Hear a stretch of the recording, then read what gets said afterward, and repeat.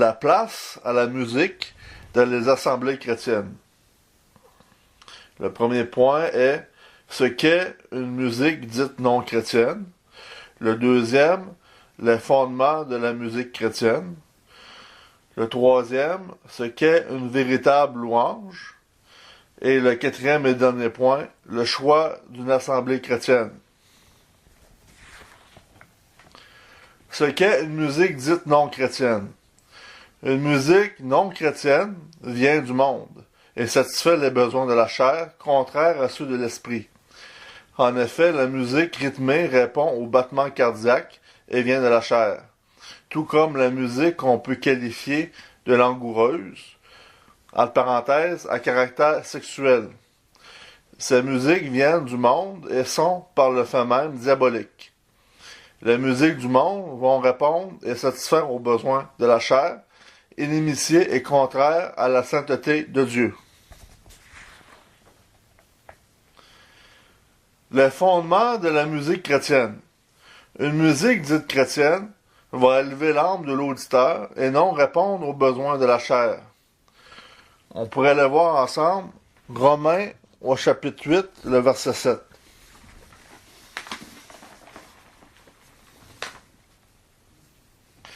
Car l'affection de la chair est inimitié contre Dieu, parce qu'elle ne se soumet pas à la loi de Dieu, et qu'elle ne le peut même pas.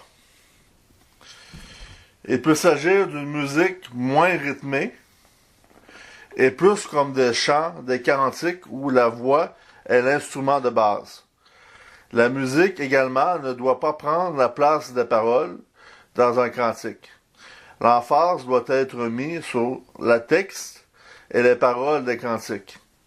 En effet, les musiciens ne doivent pas extravaguer avec leur instrument afin de ne pas répondre aux besoins de la chair.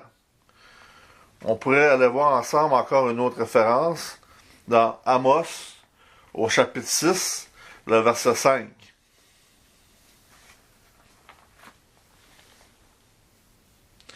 Il extravague au son du luth, il se croit habile comme David sur les instruments de musique.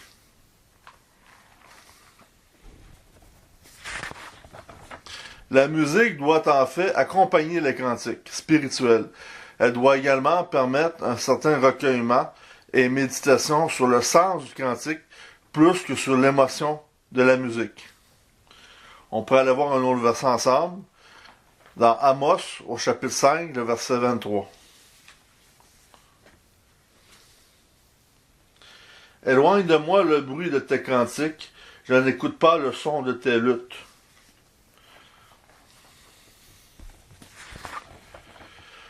Ce qu'est une véritable louange. Une louange à Dieu n'est pas nécessairement de la musique et peut-être que des paroles. Le fruit des lèvres qui confessent le nom de Dieu. On pourrait aller voir une autre référence dans Hébreux au chapitre 13, le verset 15.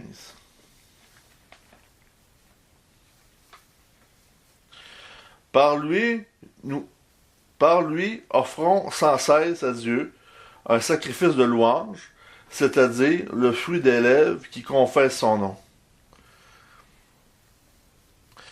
C'est alors une louange qui permet une méditation sur le sens spirituel des paroles et une application dans nos vies.